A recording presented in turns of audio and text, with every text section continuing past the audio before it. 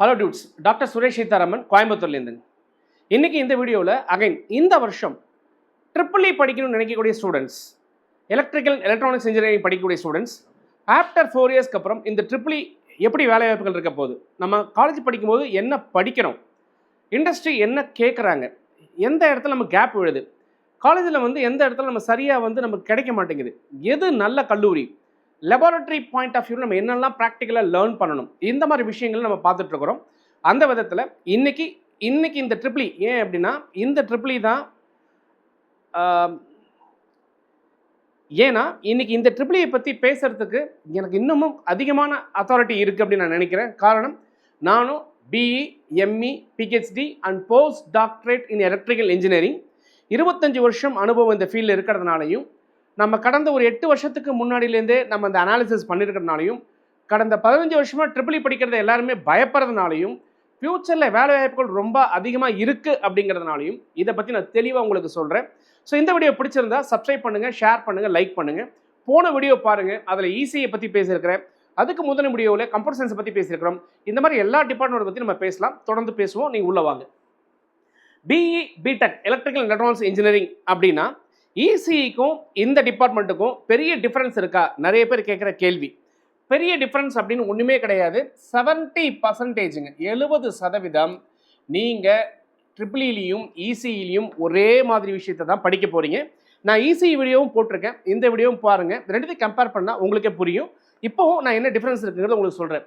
ஃபண்டமெண்டலாக நீங்கள் என்னெல்லாம் படிப்பீங்க, இண்டஸ்ட்ரியில் என்ன நீடு இருக்குது, கேப் எங்கே விழுது, நம்ம எந்த இடத்துல நம்ம விட்டுறோம், அதனால் நமக்கு வேலை கிடைக்க மாட்டேங்குது, இதை தான் நம்ம அங்கே பார்க்குறோம்.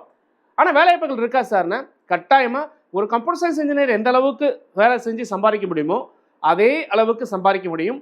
இன்னும் முக்கியமான விஷயம் என்ன அப்படின்னு கேட்டிங்கன்னா, ஒரு கம்ப்யூட்டர் சயின்ஸ் இன்ஜினியர் 40 வயசுக்கு அப்புறம் சம்பாதிக்க முடியுமா அப்படின்னா அவரால் ஃபீல்டில் எக்ஸ்பர்ட்டாக இருக்க முடியாது, ஃபீல்டில் நிலைச்சு நிற்க முடியாது.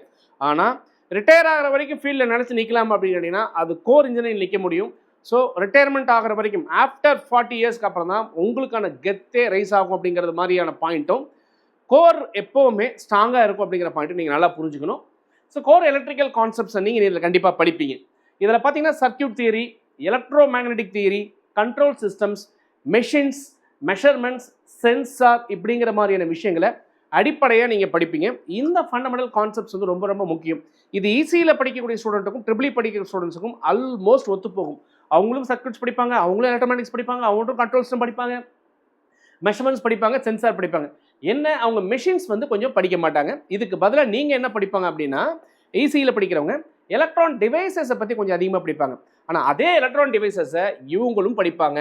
இடிசி, எலக்ட்ரான் டிவைசஸ் அண்ட் சர்க்யூட்ஸ், இடிசின்னு சொல்லக்கூடியதை ட்ரிபிள் இ ஸ்டூடெண்ட்ஸ் சேர்ந்து படிப்பாங்க. அப்போ இசிஇ படிக்க மாட்டாங்க அப்படின்னா இந்த மெஷின்ஸ் மட்டும் இசிஇ படிக்க மாட்டாங்க. அதை விட ட்ரிபிள் இ கொஞ்சம் கூடுதலாக படிக்கிறாங்க. ஃபண்டமெண்டல் பாயிண்ட் ஆஃப் வியூ அப்படிங்கிறத நான் இங்கே உங்களுக்கு சொல்ல ஆசைப்படுறேன்.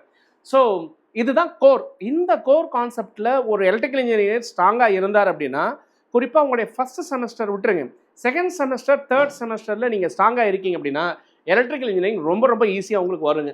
ரெண்டாவது, மேத்தமெட்டிக்கல் அண்ட் ப்ரோக்ராமிங் ஸ்கில்னு சொல்லக்கூடிய விஷயம். இங்கே இங்கே ஈஸியில் படிக்கிற ஸ்டூடெண்ட்டாக இருந்தாலும் சரி, ட்ரிபிள் இயில் படிக்கிற ஸ்டூடெண்ட்டாக இருந்தாலும் சரி, டெஃபினட்டாக இங்கே என்ன பண்ணுறீங்க, இந்த மேத்தமெட்டிக்ஸ் மிஸ் ஆக, அதாவது நம்ம தப்பிக்கவே முடியாது. Calculus, matrix, linear algebra, Fourier transforms, probability, இது எல்லாமே கம்பல்சரி நம்ம என்ன பண்ணணும், படித்து தான் ஆகணும். இதை 2 டிபார்ட்மெண்ட் ஸ்டூடெண்ட்ஸும் படித்து தான் ஆகணும். ஸோ இங்கே சிமிலாரிட்டி இருக்குது. அடுத்தது பார்த்தீங்கன்னா ப்ரோக்ராமிங் அப்படிங்கிற பாயிண்ட்டில் ஈஸி ஸ்டூடெண்ட்ஸ் தான் படிப்பாங்க. ட்ரிபிள் இனா ப்ரோக்ராம்ஸ் படிக்க மாட்டாங்க. நிறைய பேரண்ட்ஸ் என்கிட்ட கேட்குறீங்க, அப்படிலாம் கிடையாது. ப்ரோக்ராமிங்கிறது ஃபண்டமெண்டல் எல்லாருக்குமே உண்டுங்க, அவங்களுக்கு இவங்களுக்கு சேர்ந்தே இருக்குது. அந்த பாயிண்ட் ஆஃப் வியூ நீங்கள் பார்க்கும்போது பார்த்தீங்கன்னா பைத்தான் ப்ரோக்ராமிங் ஸ்கில் அப்படிங்கிறது ஆல்மோஸ்ட் தேவை. இதுக்கு C++ங்கிறது உங்களுக்கு அடிப்படையான ஒரு விஷயம், அதுவும் தேவை. அதுக்கப்புறம் பார்த்தீங்கன்னா உங்கள் லேப்வியூ படிப்பாங்க, எம்பெடட் சிஸ்டம் படிப்பாங்க, மேட்லாப் படிப்பாங்க, ஈடாப் படிப்பாங்க, கேடன்ஸ் படிப்பாங்க, ஆன்சர்ஸ் படிப்பாங்க. ஸோ இந்த மாதிரியான சாஃப்ட்வேர்ஸ்லாம் ஆனால் நிறைய காலேஜில் சொல்லித்தராங்களா அப்படிங்கிறது மட்டும் அந்த கேள்வியை கேட்காதீங்க. சொல்லித்தந்தா நல்லாயிருக்கும். இது பெரும்பாலான இடத்துல மிஸ் ஆகுது அப்படிங்கிறத நம்ம பார்க்குறோம். சில இடங்களில் ஓரளவுக்கு இந்த பைரேட்டரேஷன் வச்சு அப்படி ஓட்டுறாங்க. அப்டேட்டடாக இருக்காங்கன்னா கண்டிப்பாக அவுடேட்டடாக இருக்கிறாங்க மட்டும் கரெக்டாக சொல்ல முடியும் என்னால். அடுத்த பாயிண்ட்னு பார்த்தீங்கன்னா பவர் சிஸ்டம்ஸ். இதுதான் டிஃப்ரென்ஸ். மெயினாக ஒரு எலக்ட்ரிக்கல் இன்ஜினியராக சொல்ல போகிற ஒரு முக்கியமான பாயிண்ட். அவர் கோர்லேருந்து ஃபண்டமெண்டல்லேருந்து ஸ்ட்ராங் ஆகி ஸ்பெஷலைஸ் ஆகும்போது பவர் சிஸ்டம் இன்ஜினியரிங் அப்படிங்கிறத முக்கியமாக படிப்பாங்க. அது என்ன அப்படின்னு கேட்டிங்கன்னா, இப்போ வந்து நம்ம வந்து எப்படி வந்து நம்ம பவர் தயாரிக்கிறாங்க, அது எப்படி வந்து கடத்துறாங்க, அது எப்படி மக்கள்கிட்ட வந்து சேருது, இதுக்கு நடுவில் இருக்கக்கூடிய நிலைப்பாடுகள் என்ன, இது எப்படி கண்ட்ரோல் பண்ணுறாங்க, திடீர்னு ஒரு மின்னல் விழுது, என்ன பண்ணுறது, திடீர்னு ஒரு இடி இடி இடிக்குது என்ன பண்ணுறது, மழை வந்து மழை பெஞ்சிட்டு இருக்குது, இல்லை வந்து மரம் வந்து விழுந்துருது, இந்த மாதிரி எல்லா விஷயங்களையும் ஜென்ரேஷன், டிரான்ஸ்மிஷன், டிஸ்ட்ரிபியூஷன், ப்ரொடெக்ஷன், இந்த மாதிரி விஷயங்கள் எல்லாமே தான் இவங்க கம்பல்சரியாக படிப்பாங்க. ஸோ நீங்கள் கண்ணுக்கு முன்னாடி போகும்போது ரோட்டு ஓரமாக பார்க்கும்போது பெரிய டவர் நிற்கும், லைன் போகும். ஸோ இதெல்லாம் எப்படி டிசைன் பண்ணுறாங்க, இதுக்கு மெக்கானிக்கல் ப்ராப்பர்ட்டி என்ன, இதுக்கு எலக்ட்ரிக்கல் ப்ராப்பர்ட்டி என்ன, இதை பற்றிய விஷயங்கள் படிக்கிறது தான் இந்த பவர் சிஸ்டம்ஸ் இன்ஜினியரிங் அப்படிங்கிற பாயிண்ட் ஆஃப் வியூவில். ஒரு பவர் வந்து எப்படி தயாரிக்கிறது, இப்போ வந்து நம்ம வந்து பார்த்திங்கன்னா நிலக்கரி மூலம் எப்படி பண்ணுறாங்க, வாட்டர் தண்ணி மூலியமாக எப்படி பண்ணுறாங்க, சோலார்லேருந்து எப்படி எடுக்கிறாங்க, விண்டு மூலியமாக எப்படி எடுக்கிறாங்க, இது எல்லா விஷயத்தையும் தெரிஞ்சுக்கூடியதான் இந்த பவர் சிஸ்டம் இன்ஜினியரிங் அப்படிங்கிறத படிப்பாங்க. ஸோ இந்த பாயிண்ட் வந்து கம்யூனிகேஷன் இசிஇ படிக்கிறவங்களுக்கும் இவங்களுக்கும் டிஃபரன்ஸ் வந்து பயங்கரமாக இருக்கும். இந்த டிஃபரன்ஸ் தான் அந்த 30% டிஃபரன்ஸ் அப்படிங்கிற பாயிண்ட். அவங்க கம்யூனிகேஷன் பேஸ் படிப்பாங்க, இவங்க பவர் சிஸ்டம் பேஸ்டு படிப்பாங்க. மற்றது பார்த்தீங்கன்னா காமன் கோர்சஸ் அப்படின்னு பார்க்கும்போது 2 பேருக்கு நான் ஏற்கனவே சொன்ன மாதிரி இவங்களுக்கு இடையில நம்ம பார்த்தோம்னா 70% வந்து காமன் கோர்சஸ் அப்படிங்கிறது இருக்குது. அடுத்தது எலக்டிவ் கோர்சஸ் அப்படிங்கிற பாயிண்ட் ஆஃப் வியூவில் பார்த்தீங்கன்னா எல்லா இடத்துலையுமே இந்த எலக்டிவில் கொண்டு போய் இந்த பசங்களா நீங்களா படிச்சுக்கிங்க, நாங்கள் சொல்லித்தர மாட்டோம் அப்படிங்கிற பாயிண்ட்டை மட்டும் கொண்டு போய் இதில் போட்டு விட்ருவாங்க காமனாக. இதில் இன்னொரு முக்கியமான பாயிண்ட் என்ன, ஸ்டூடெண்ட்ஸ் எலக்டிவ் செலக்ட் பண்ணும்போது மச்சி இதை செலக்ட் பண்ண ஈஸியாக மார்க் எடுத்துடலாம் அப்படின்னு செலக்ட் பண்ணுவாங்க. பெரும்பாலும் நாங்கள் படிக்கிற காலத்துலேயே அப்படி தான் சொன்னாங்க, அந்த மாதிரி படித்தோம். ஆனால் ட்ரெண்டிங்கில் என்ன இருக்குது அப்படிங்கிறத எடுத்து படிக்கிறது தான் எலக்டிவ் கான்செப்ட்.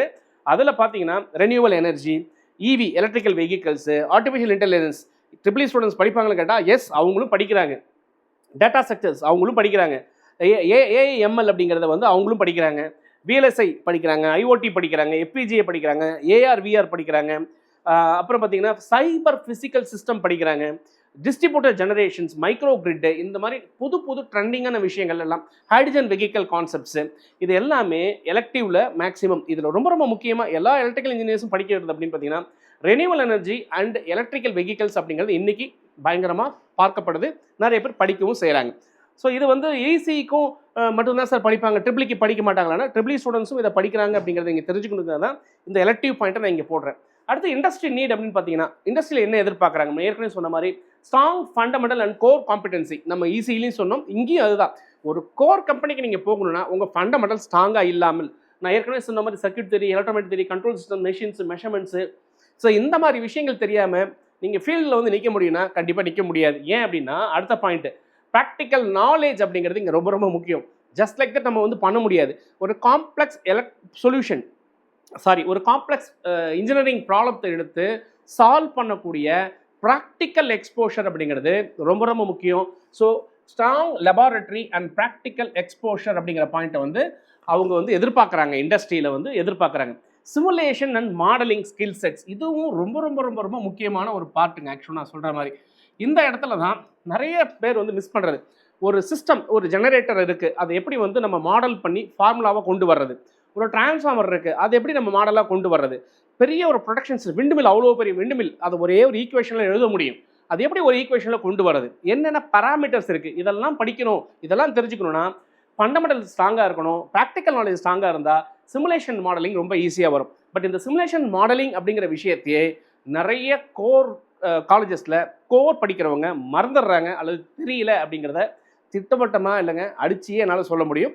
நீங்களே பாருங்கள், இல்லை வீடியோ பார்க்குறவங்க உங்களுக்கு தெரிஞ்சதுன்னா கெத்தாக எனக்கு தெரிஞ்சிருக்கு எங்களுக்கு சொல்லித்தராங்க அப்படிங்கிறது நீங்கள் சொல்லுங்கள். ஓகே, இப்போ இங்கே என்ன படிப்பாங்க, மேட்லேப், லேப்வியூ, ஆன்சிஸ், கேடன்ஸு, கீசைட், இன்னும் நிறைய சாஃப்ட்வேர்ஸ் இருக்குது. நான் நமக்கு தெரிஞ்ச கரண்ட் ட்ரெண்டிங்கில் இருக்கக்கூடிய ஃபார் இங்கே வந்து ஈடாப் ரொம்ப முக்கியமான, இதெல்லாம் வந்து இன்டர்நேஷ்னலி அக்செப்டடு ஒரு ப்ரோக்ராமிங் ஸ்கில்ஸு. ஸோ இந்த மாதிரி விஷயங்கள்லாம் நீங்கள் படிக்கணும். இதெல்லாம் இருக்கா அப்படின்னு கேட்டால் இருந்தால் நல்லாயிருக்கும், இருக்குதா அப்படிங்கிறத நீங்கள் பார்த்துக்குங்க. Strong in power systems and power electronics, இதுதான் வந்து இண்டஸ்ட்ரி கேட்குறாங்க. பவர் சிஸ்டத்துலேயும் நம்ம ஸ்ட்ராங்காக இருக்கிறது இல்லை, பவர் எலக்ட்ரானிக்ஸ் சுத்தமாக பண்ணுறதில்ல. நிறைய இடங்களில் பார்த்தீங்கன்னா பவர் எலக்ட்ரானிக்ஸ் இன்றைக்கி நீங்கள் பார்க்குறீங்க, இன்வெர்ட்டருங்கிறீங்க, கன்வெர்ட்டருங்கிறீங்கன்னா உலகம் ஃபுல்லாக இயங்கிக்கிட்டு இருக்கக்கூடிய 85% இண்டஸ்ட்ரீஸில் இந்த பவர் எலக்ட்ரானிக்ஸ் அப்படிங்கிறது இல்லாமல் இருக்கிறதுக்கு வாய்ப்பே கிடையாது. ரெண்டாவது, உலகம் ஃபுல்லாக இருக்கக்கூடிய எந்த இண்டஸ்ட்ரி எடுத்துக்கிட்டாலும் பவர், வீட்டுக்கு ஒன்றும் இல்லைங்க, ஒரு 10 நிமிஷம் பவர் கட் ஆகிடுச்சுன்னா உங்களால் நிம்மதியாக இருக்க முடியுமா? பெரிய ஹாஸ்பிட்டலுங்க, 1 ஹவர் டோட்டலாக பவர் கட்டு அப்படின்னு நீங்கள் முடிவு பண்ணி பாருங்கள். நீங்கள் இன்வெர்ட்டர் போட்டுப்பேன், ஜென்ரேட்டர் போட்டுப்பேன், அதெல்லாம் எல்லாமே எலக்ட்ரிக்கல் இன்ஜினியரிங்குள்ளே தான் வருது. அது இல்லை அப்படின்னா என்ன நடக்கும் அப்படின்னு யோசிச்சு பாருங்கள். இந்த மாதிரி எந்த சுச்சுவேஷன்லையுமே இந்த பவர் சிஸ்டம் இன்ஜினியர் அப்படிங்கிறவங்க வந்து ஸ்ட்ராங்காக நிற்பாங்க. அந்த ஸ்ட்ராங்னஸ் தான் ஒரு இண்டஸ்ட்ரி எதிர்பார்க்குறாங்க. ஒரு பிரச்சனை வரும்போது எப்படி சால்வ் பண்ணுறாங்கிறத இண்டஸ்ட்ரி எதிர்பார்க்குறாங்க. So power electronics and power system அப்படிங்கிறது 2 ஸ்ட்ராங்கான ஒரு பாயிண்ட்டு. இதை தான் இண்டஸ்ட்ரீஸ் எதிர்பார்க்குறது. இது தெரிஞ்சால் நீங்கள் ஈவியில் போகலாம், அட்டானமஸ் மெடிக்கல் சிஸ்டம் போகலாம், மெடிக்கல் சிஸ்டம் போகலாம், ஃப்ளைட்டு கண்ட்ரோல்ஸு, ட்ரோனு, ஷிப்பு, எந்த ஏரியாவில் வேணாலும் நீங்கள் வந்து ஒர்க் பண்ணுறதுக்கான சான்சஸ் வந்து கிடைக்கும். அடுத்தது பிசிபி டிசைன். ஏன் இவங்களும் பிசிபி பற்றி, ஏன்னா எலக்ட்ரானிக்ஸ் இங்கே இருக்குது, எலக்ட்ரிக்கல் அண்ட் எலக்ட்ரானிக்ஸ் தான். அதனால் இவங்களும் என்ன பண்ணுறாங்க, பிசிபி டிசைனை பற்றி படிக்கிறாங்க, இடிடிஓ டூல்ஸை பற்றி படிக்கிறாங்க. முக்கியமாக ஈவியை பற்றி தெரிஞ்சுக்கணும் இண்டஸ்ட்ரி எதிர்பார்க்குறாங்க. ரெனியூவல் எனர்ஜி இன்னைக்கு பயங்கரமாக பூம் ஆகிட்டு இருக்கு, அதை பற்றி தெரிஞ்சுக்கணும்னு நினைக்கிறாங்க. ப்ரொடெக்ஷன், டிஜிட்டல் ப்ரொடெக்ஷன்ஸ் பற்றி நிறைய தெரியணும் அப்படிங்கிற மாதிரி எதிர்பார்க்குறாங்க. ஹை வோல்டேஜ் இன்ஜினியரிங் பற்றி நிறைய தெரியணும்னு நினைக்கிறாங்க. ஹைட்ரஜன் வெஹிக்கல்ஸ் பற்றி நிறைய தெரியணும்னு நினைக்கிறாங்க. Cyber physical system, digital system உள்ளே வந்தனால என்டையர் ஒரு சிஸ்டத்தையே வந்து சைபர் ஃபிசிக்கல் சிஸ்டம் மாடலாக மாற்றணும், அடாஸ் சிஸ்டம் மாற்றணும் அப்படின்னா இதெல்லாம் இண்டஸ்ட்ரியோட நீடுங்க. பட் இதெல்லாம் நம்ம சிலபஸில் இருக்கா, சிலபஸை கரெக்டாக சொல்லித்தராங்களா, சிலபஸில் இதெல்லாம் ஃபாலோ பண்ணுறோம்னா, சிலபஸில் ஒரு பாயிண்டில் எலக்டிவ்ங்கிற இடத்துல கொண்டு போய் இதை நிறைய இடத்துல புஷ் பண்ணிடுவாங்க. கரெக்டாக போய் கிடைக்குதுன்னா கோரில் கோட்டை விட்டுரும் அப்படிங்கிறது தான் நிதர்சனமான உண்மை. அடுத்து கேப்புங்க. இந்த கேப் அனாலிசிஸ் அப்படின்னு வரும்பொழுது நான் ஏற்கனவே சொன்ன மாதிரி லேக் ஆஃப் ப்ராக்டிக்கல் எக்ஸ்போஷர் கிடையாது.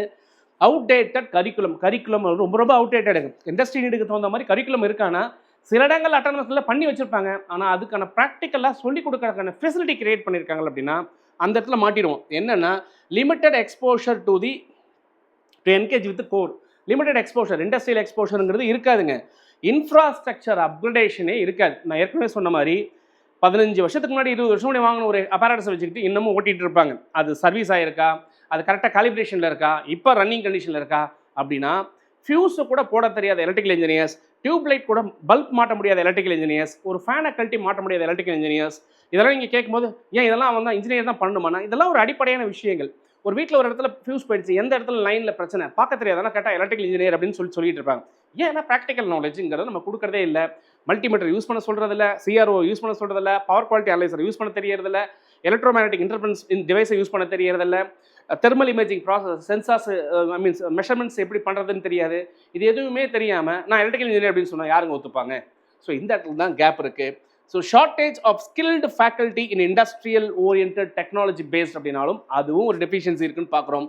Lakh of interdisciplinary approach. ஒரு எலக்ட்ரிக்கல் இன்ஜினியரிங் ஸ்டூடெண்ட் ஈஸியை பற்றி தெரிஞ்சுக்கணும். எஸ், அப்கோர்ஸ் சிலபஸில் இருக்குது. கம்ப்யூட்டரை பற்றி தெரிஞ்சுக்கணும், மெக்கானிக்கலை பற்றி தெரிஞ்சுக்கணும், கெமிக்கலை பற்றி தெரிஞ்சுக்கணும். இதெல்லாம் தெரிஞ்சுக்கிட்டும் போது பயோமெடிக்கலை பற்றி தெரிஞ்சுக்கணும் அப்படின்னா ஸோ இது எல்லாத்தையும் நல்லா தெரிஞ்சுக்கிட்டு ஒருத்தரோட கலந்து காம்ப்ளெக்ஸ் இன்ஜினியரிங் ப்ராப்ளத்துக்கு சொல்யூஷன் கொடுக்க முடியுமா அப்படின்னா இந்த பாயிண்ட் உங்களுக்கு ஸ்ட்ராங்காக ஃபண்டமெண்டலில் நீங்கள் வாட் யூ ஆர் லேர்ன் அப்படிங்கிற பாயிண்ட் போட்டிருக்க பார்த்தீங்களா, ஒரு 6 பாயிண்ட்டு. இந்த 6 பாயிண்ட் ஸ்ட்ராங்காக இருந்தால் நீங்கள் டெஃபினட்டாக சூப்பர் எலக்ட்ரிக்கல் இன்ஜினியராக இருப்பீங்க. உங்களுடைய ஸ்டார்டிங் சேலரி இன்னைக்கு 60,000லேருந்து அதிகபட்சம் நீங்கள் நினைக்கிறதாங்க சேலரி. ஏன்னா நீங்கள் எக்ஸ்பர்ட்டாக இந்த ஃபீல்டில் இருந்தீங்கன்னா நீங்கள் ஒரு மாதத்துக்கு நீங்கள் என்ன சேலரி கேட்குறாங்களோ அதை கொடுக்குற அளவுக்கு டெக்னாலஜி க்ரோ ஆகிட்டு இருக்கு.